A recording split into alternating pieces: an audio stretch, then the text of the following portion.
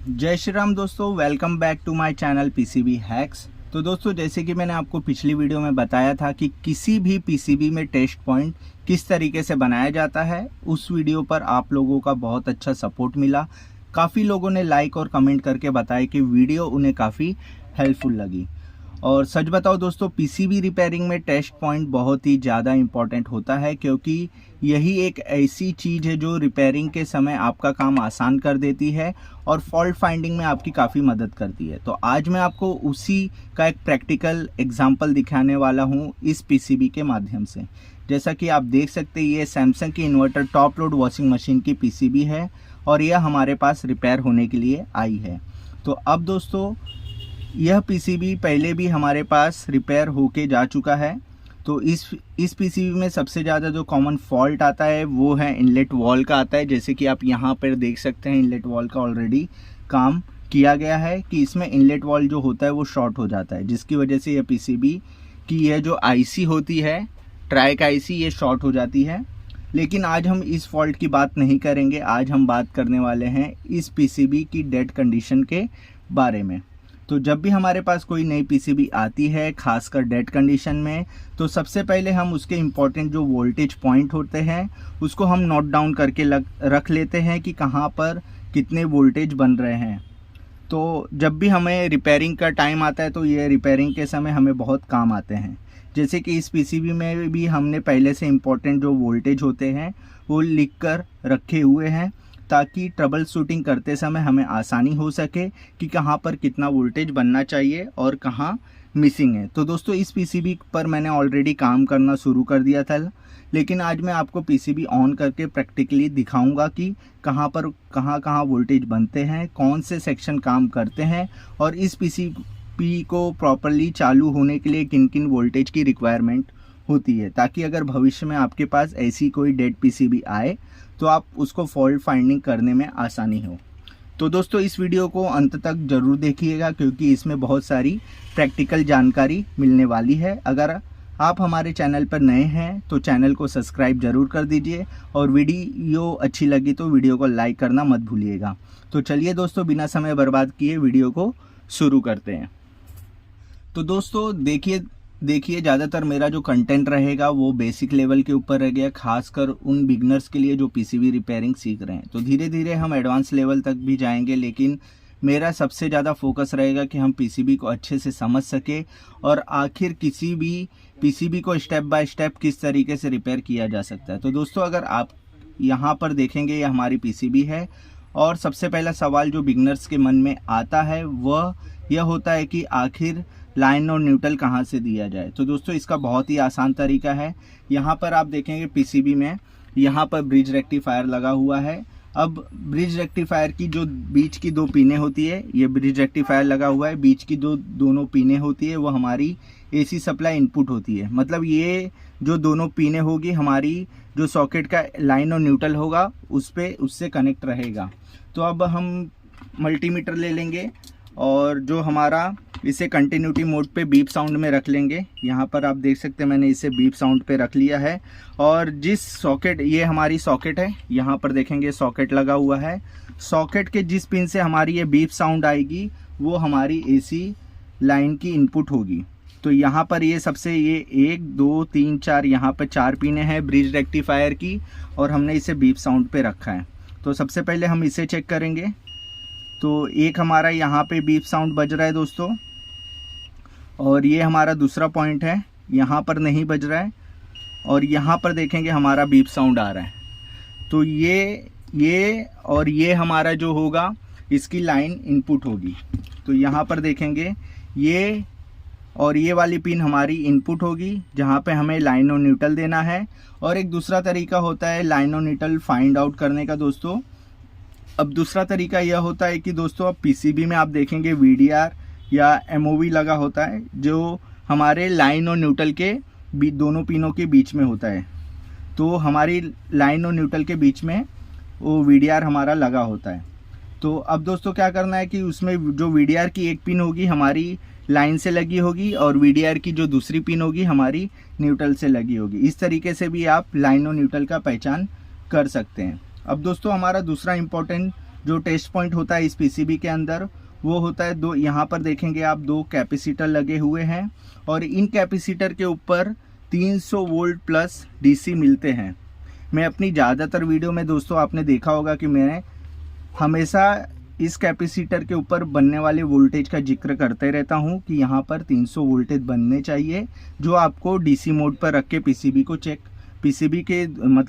Check कर लेना है कि हमारी 300 वोल्टेज बन रही है कि नहीं। तो अब दोस्तों सबसे बड़ा और इम्पॉर्टेंट पॉइंट यह आता है कि जब कोई इन्वर्टर पीसीबी आपके पास रिपेयर होने के लिए आए तो रिपेयर शुरू करने से पहले सबसे पहले आपको इस आईपीएम को चेक करें। आईपीएम शॉर्ट तो नहीं होना चाहिए, शॉर्ट तो नहीं है। अब इसे चेक कैसे करना है वह भी मैं आपको बता देता हूँ। यहाँ पर आप देखेंगे यहाँ पे शंट रजिस्टर लगा हुआ है, ठीक यहाँ पर देखेंगे इस सॉकेट के बाजू में शंट रजिस्टर लगा हुआ है। अब आपको क्या करना है, मल्टीमीटर का रेड प्रॉब आपको इस शंट के ऊपर रखना है और इसे डायोड रेंज पे मल्टीमीटर को सेट करना है। तो उसके बाद दोस्तों ये जो मोटर का जो आईपीएम का सॉकेट है उसके ऊपर ब्लैक प्रॉब लगाना है, एक एक पिनों पे हम इसकी रीडिंग चेक करेंगे। तो और जो इसकी तीनों पॉइंट की रीडिंग आएगी लगभग सेम होनी चाहिए। तो सबसे पहले हम इस पे चेक करेंगे। तो आपको मल्टीमीटर पे देखने को मिलेगा 505 आ रहा है, पॉइंट 505 506 दिखा रहा है। फिर उसके बाद सेकंड पिन पे चेक करेंगे, यहाँ पे भी आपको सेम ही दिखाएगा, 506 दिखा रहा है, पॉइंट 506। उसके बाद हम तीसरे पॉइंट पे भी देखेंगे पिन पर, तो यहाँ भी आप देखेंगे हमें सेम ही रीडिंग बता रही है। तो इसका मतलब ये है दोस्तों, अगर हमें ये रीडिंग सेम आ रही है तो आपका जो आईपीएम है सही होने की संभावना ज़्यादा है। तो दोस्तों यह प्रोसेस आपको सबसे पहले ज़रूर कर ले, इसके बाद ही आपको पीसीबी रिपेयरिंग शुरू करना है। आपको आईपीएम को टेस्ट कर लेना है, कहीं आपका आईपीएम तो नहीं उड़ा है। उसके बाद ही आपको आगे का प्रोसेस करना है, पीसीबी रिपेयरिंग का काम करना है। अब दोस्तों इस पीसीबी में अगर आप देखेंगे तो यहाँ पर एक एसएमटी ट्रांसफार्मर लगा हुआ था, जिसे हम पहले ही निकाल चुके हैं। यह एसएमटी ट्रांसफार्मर यहाँ पर लगा हुआ था। तो अब सबसे बड़ा सवाल आता है कि आखिर इस पीसीबी के अंदर कितने टाइप की पावर सप्लाई बनती है, मतलब कितने अलग अलग वोल्टेज इस पीसीबी में अवेलेबल है। तो दोस्तों किसी भी पीसीबी को रिपेयर करने से पहले यह जानकारी होना बहुत ज़रूरी है कि कहाँ पर कितना वोल्टेज बनना चाहिए, क्योंकि यही चीज़ फॉल्ट फाइंडिंग में आसान बनाती है। तो इस पीसीबी में भी हमने पहले से ही इम्पोर्टेंट वोल्टेज पॉइंट को नोट डाउन करके रखे हुए थे कि कहाँ कहाँ पर कौन से वोल्टेज बनते हैं। तो अब दोस्तों इस पीसीबी को चालू करने के लिए हम यहाँ पर एक मॉड्यूल का इस्तेमाल करेंगे। तो यह जो मॉड्यूल है यह इंडक्शन कुकर का स्विच पावर सप्लाई मॉड्यूल है, और मैं आपको बताऊंगा कि यह मॉड्यूल काफ़ी अच्छा काम करता है। मैंने इसे कई पीसीबी में इस्तेमाल किया है और इसका जो रिज़ल्ट काफ़ी अच्छा है, किसी भी तरह की प्रॉब्लम देखने को नहीं मिलती है। तो आज हम इसी इंडक्शन मॉड्यूल को लगाकर इस पीसीबी को ऑन करने का ट्राई करेंगे।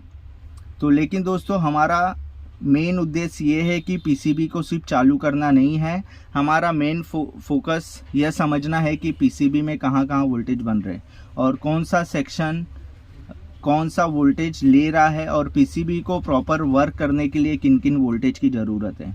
क्योंकि अगर आपको ये समझ आ गया तो पीसीबी के अंदर कौन कौन सी सप्लाई बनती है, रिपेयरिंग करना आपके लिए आसान हो जाएगा। तो चलिए दोस्तों अब इस इंडक्शन मॉड्यूल के माध्यम से इस पीसीबी को चालू करके देखते हैं और एक एक वोल्टेज को प्रैक्टिकली चेक करते हैं।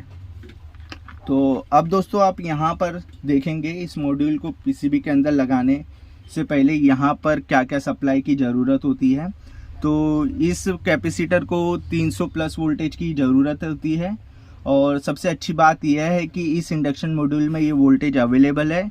यहाँ से हमारी 300 वोल्ट की सप्लाई हमें देना रहता है। अगर मैं इस इंडक्शन मॉड्यूल का आपको डायग्राम भी दिखा देता हूँ, तो यहाँ पर देखेंगे ये जो इंडक्शन मॉड्यूल है, यहाँ पे जो भी सप्लाई है कौन कौन सी बन रही है, 300 वोल्ट, 18, 12, 5 और ग्राउंड, इसमें इतने वोल्टेज हमें इस इंडक्शन मॉड्यूल से मिलते हैं। तो यहाँ पर देखेंगे ये हमारा जो आउटपुट सेक्शन है, यहाँ पर आप देखेंगे कुछ डायोड लगे हुए हैं।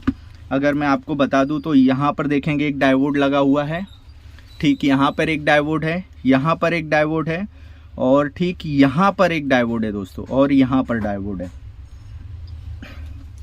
तो सबसे पहले दोस्तों आप देखेंगे इस SMT ट्रांसफार्मर के पास जो डायोड लगा हुआ है, अभी हमें एग्जैक्ट पता नहीं है कि यहाँ पर कितना वोल्टेज बन रहा है, लेकिन यहाँ आपको लगभग 12 वोल्टेज की सप्लाई मिलेगी, जो मैं पहले से इसका एक नोट डाउन करके रखा हूँ कि कहाँ पर कितने वोल्टेज बनते हैं। तो वो भी मैं आपको दोस्तों दिखा देता हूँ। तो यहाँ पर देखेंगे मैंने सब नोट डाउन करके रखा है कि कहाँ पर कितने वोल्टेज बनते हैं। तो अब मैं आपको एक एक चीज़ इसमें समझा देता हूँ। तो सबसे पहले आप यहाँ पर देखेंगे ये जो डायोड लगा है, ठीक इस कैपेसिटर के पास में ये जो डायोड लगा है, यहाँ पर आपको 12 वोल्टेज की सप्लाई मिलेगी। और उसके बाद देखेंगे दोस्तों, ये हमारा पहला इसकी जो रिक्वायरमेंट है वो हो गया 12 वोल्ट की सप्लाई का रिक्वायरमेंट। और उसके बाद यहाँ पर देखेंगे एक डायोड और कैपेसिटर लगा है। तो आप एक चीज़ ध्यान रखिएगा, जहाँ भी आपको डायोड दिखेगा ठीक उसके आसपास में एक कैपेसिटर आपको देखने को मिल जाएगा। तो वो हमारी मेन सप्लाई जो वोल्टेज की रिक्वायरमेंट होती है, वो मेन वोल्टेज वहाँ पे अवेलेबल होने चाहिए। तो यहाँ पर एक डायोड लगा है तो यहाँ पे एक कैपेसिटर लगा है, और यहाँ पर एक डायोड लगा है तो यहाँ पर एक कैपेसिटर लगा है। तो ये जो हमें यहाँ पर ये डायोड देख रहे हैं, यहाँ पर आपको 18 वोल्टेज की आवश्यकता होती है। और यहाँ पर आप देखेंगे, यहाँ पर आपको 4 पिन की रेगुलेटर आईसी लगी हुई है। यह रेगुलेटर आईसी आपको इस पीसीबी में देखने को मिलती है, और यही आईसी आपको एलजी इन्वर्टर के इंडोर की पीसीबी में भी देखने को मिलेगी। तो दोस्तों ये जो आईसी होती है काफ़ी इम्पोर्टेंट होती है, क्योंकि यही अलग अलग वोल्टेज रेगुलेशन का काम करती है। अब यहाँ पर आपको इस कैपेसिटर को देखिए, इस कैपेसिटर के ऊपर लगभग आपको 18 वोल्टेज, मतलब ये डायोड के थ्रू होते हुए 18 वोल्टेज यहाँ पर इस कैपेसिटर के ऊपर देखने को मिलेगा। तो अब मैं आगे आपको बता देता हूँ दोस्तों। तो सबसे पहले जो हमने बिगनर्स जो होते समझने के, सबसे पहले 2 चीज़ें समझने। पहला तो हमारा ये 12 वोल्ट, बिगनर्स को ये समझना है कि 12 वोल्ट 18 वोल्ट। अब ये जो 18 वोल्ट है वो आगे इस रेगुलेटर आईसी के इनपुट में जाएगा, यहाँ पर इनपुट में जाएगा, और वो एमसीयू को वर्क कराने के लिए जो 5 वोल्ट और जो आईपीएम को चलाने के लिए 15 वोल्ट की आवश्यकता है, इसी रेगुलेटर के थ्रू आगे जाएगा। तो सबसे पहले मैं आपको ये दिखा देता हूँ। यहाँ पर देखें तो ये जो डायोड का है, और यहाँ पर ये रेगुलेटर की जो पहली पिन है, यहाँ पर आप देख सकते हैं इसका कनेक्शन है। तो ये 18 वोल्ट यहाँ से इनपुट होगी और आगे आउटपुट होती हुई चली जाएगी। तो दोस्तों आप देखेंगे कि यहाँ पे जो रेगुलेटर आईसी का नंबर है, तो मैं आपको रेगुलेटर आईसी का नंबर भी बता देता हूँ दोस्तों। इसका आईसी नंबर क्या है, तो इस रेगुलेटर आईसी का नंबर है दोस्तों KIA 78R15P1 है। तो अब मैं आपको आसान तरीके से समझाता हूँ इसमें कौन सी पिन का क्या काम है। सबसे पहले आपको यहाँ पर देखेंगे, यहाँ से 1 नंबर की पिन शुरू होती है, इनपुट है, जहाँ पे हमें 18 वोल्ट मिलते हैं, और डायोड और कैपेसिटर के थ्रू यहाँ पर आपको 18 वोल्ट मिलेगा, जो कि इसकी ये पिन नंबर 1 है जो इनपुट बनता है। अब दूसरी जो पिन है रेगुलेटर आईसी की, वहाँ पर लगभग आपको 15 वोल्ट आउटपुट मिलेगा, जो सीधा इस आईपीएम को चलाने का काम करेगा। तो एक बार वोल्टेज भी आपको चेक कराऊंगा ये मॉड्यूल लगाने के बाद। ये हमारी दूसरी नंबर की पिन है, तो उसकी जो कंटिन्यूटी रहेगी यहाँ पर जो आपका आईपीएम लगा है, आईपीएम के पास जो डायोड और कैपेसिटर है, ठीक उसके आगे डायोड पे आप यहाँ पर देखेंगे कंटिन्यूटी दिखा रहा है। तो यहाँ पर हमारा इस 15 वोल्ट इस आईपीएम को मिलेगा। अगर आप इसके ट्रैक को ध्यान से देखेंगे तो आपको समझ में आ जाएगा। तो अब उसके बाद जो पिन आता है कनेक्ट होगी हमारी 15 वोल्ट की। अब दोस्तों सबसे इम्पोर्टेंट है, एमसीयू को 5 वोल्ट की ज़रूरत है, जो कि इस आईसी से ही मिल जाएगा। जो हमारी तीसरी नंबर की पिन है वो हमारी ग्राउंड होगी, जो तीसरे नंबर की पिन है वो हमारी ग्राउंड है। अगर मैं आपको यहाँ से पकड़ लें और एक हम ग्राउंड पकड़ लेते हैं, तो ग्राउंड हम पकड़ लेंगे यहाँ से, देखिए इसी कैपेसिटर के इससे ग्राउंड एक पकड़ लेते हैं हम, यहाँ पर नहीं दिखा है, तो ये यहाँ से दिखा देता हूँ दोस्तों। ये हमारी तीसरे नंबर की पिन है। तो यहाँ पर आप देखेंगे 3 नंबर की जो पिन होगी हमारी ग्राउंड होगी। एक बार और चेक कर लेते हैं। ग्राउंड ये प्लस है। यहाँ पर देखेंगे ये हमारा जो रेक्टिफायर है, ब्रिज रेक्टिफायर, उससे अगर आप चेक करेंगे तो यहाँ पर देखेंगे आप ये ग्राउंड से कनेक्ट है। तो ये हमारे पहली नंबर पिन थी, ये दूसरी है जो 18 वोल्ट 15 वोल्ट IPM, और ये ग्राउंड है। और ये जो हमारा निकलेगा चौथा पिन है 5 वोल्ट के लिए निकलेगा, जो MCU को चलाने का काम करेगा। तो यहाँ पर हमारे मेन इम्पॉर्टेंट जो वोल्टेज थे वो है जो मैंने आपको बता दिया है। इसका आप फ़ोटो या स्क्रीनशॉट लेके रख सकते हैं। तो यहाँ पर हमें इसको वोल्टेज देने हैं। तो अब हम इस PCB के अंदर इंडक्शन मॉड्यूल का कनेक्शन करेंगे। तो इसके बाद सबसे पहले हम इसे 300 वोल्ट देंगे इस PCB को। तो ये हमारी 300 वोल्ट है इस इंडक्शन का, देखेंगे ये डायग्राम। तो पॉजिटिव पे पॉजिटिव लगा देंगे। तो ये हमारी पॉजिटिव है ब्रिज रेक्टिफायर का, यहाँ पर लगा देंगे और एक पिन यहाँ पर लगा देंगे। तो हमने इसे PCB को पॉजिटिव और नेगेटिव दे दिया है। और उसके बाद अभी यहाँ पर हम सबसे पहले देंगे जो हमें 18 वोल्ट की रिक्वायरमेंट थी। तो ये पिन नंबर 1 में देना है। तो यहाँ पर हम पिन नंबर 1 में 18 वोल्ट दे देंगे। आप इसे नोट डाउन करते जाइए दोस्तों, ताकि आपको कभी आए तो आप आसानी से रिपेयर कर सकेंगे। तो यहाँ पर देखेंगे जो 18 वोल्ट था हमने इस रेगुलेटर IC के पिन नंबर 1 पे लगा दिया। और ये हमारा 12 वोल्ट है, यहाँ पर ये हमारा 12 वोल्ट है। तो 12 वोल्ट को हम इस कैपेसिटर के पॉजिटिव पे लगा देंगे। यहाँ पर हमने इस कैपेसिटर के पॉजिटिव पे 12 वोल्ट दे दिया है। और जो हमारा तीसरा एक ग्राउंड बचा हमारा, तो ग्राउंड हम इस PCB को पिन नंबर 3 पे ग्राउंड दे देंगे। तो यहाँ पर हम ग्राउंड लगा देते हैं। यहाँ पर भी दे सकते हैं या यहाँ पर भी कैपेसिटर के। तो यहाँ पर देखेंगे दोस्तों हमने कनेक्शन कर दिया है। ये हमारा ग्राउंड होगा, हमने यहाँ पर लगा दिया था बट वो रॉन्ग था। ये हमारा कैपेसिटर का पॉजिटिव है, वहाँ पर नहीं, ये हमारी ग्राउंड है। तो अगर मैं ग्राउंड एक बार और चेक करा देता हूँ आपको, ये जो पिन नंबर 3 थी, ये यहाँ पर आप देख सकते हैं पिन नंबर 3 से ये कनेक्ट है, हमारा ग्राउंड है। तो अगर आप इस कैपेसिटर पे नहीं ग्राउंड देना चाहते हैं तो इस रेगुलेटर IC के पिन नंबर 3 पे ग्राउंड दे सकते हैं। अब हम इस PCB को ऑन करते हैं। तो यहाँ पर हमने इस तरीके से रख लेना है और यहाँ पे न्यूट्रल लगा दिया और यहाँ पर हमने फेस लगा दिया। तो PCB को ऑन करते ही सबसे पहले आपको रिले का आवाज़ आएगा, जैसे कि आपको रिले का आवाज़ आया। और यहाँ पे एक LED लाइट होती है जो ऑन होती है, जो कि कंफर्म करती है कि PCB सप्लाई प्रॉपर्ली चालू मिल चुका है। तो यहाँ पर देखेंगे PCB हमारी ऑन हो चुकी है। अब मैं आपको एक एक वोल्टेज चेक करा देता हूँ दोस्तों। तो यहाँ पर देखेंगे आप, इसको DC मोड पे हम सेट कर लेंगे। जैसे कि मैंने आपको पिन नंबर 3 बोला था हमारा ग्राउंड है, और पिन नंबर 1 हमारे पिन नंबर 1 पे हमें 18 वोल्ट मिलने चाहिए। तो एक बार मैं PCB को बैक साइड से आपको चेक करा देता हूँ। तो यहाँ पर देखेंगे, यहाँ पर देखेंगे दोस्तों, तो ये हमारा एक ग्राउंड है। और यहाँ पर आप देखेंगे हमें पूरे 18 वोल्टेज मिल रहे हैं, जो कि जो हमारी SMT ट्रांसफार्मर से आती है वो 18 वोल्ट है। और उसके बाद जो दूसरी पिन होगी जो हमारी IPM पे जाएगी, जो मैंने कंटिन्यूटी दिखाया था, जो कि 15 वोल्टेज के आसपास है। यहाँ पर देखेंगे, यहाँ पे भी मैंने 14.74 लिखा था। तो यहाँ पर आप देखेंगे तो 14.83 दिखा रहा है, ये भी हमारा करेक्ट है। और ये हमारी 5 वोल्ट जो MCU को जाती है। तो यहाँ पर इस वोल्टेज पॉइंट को नोट डाउन कर ले दोस्तों। और जो फॉल्ट फाइंडिंग काफ़ी आसान हो जाता है इस तरीके से। तो इसमें थोड़ा समय ज़रूर लगता है, लेकिन एक बार आपको समझ में आ जाने के बाद जो आपकी PCB रिपेयरिंग बहुत ही आसान हो जाती है।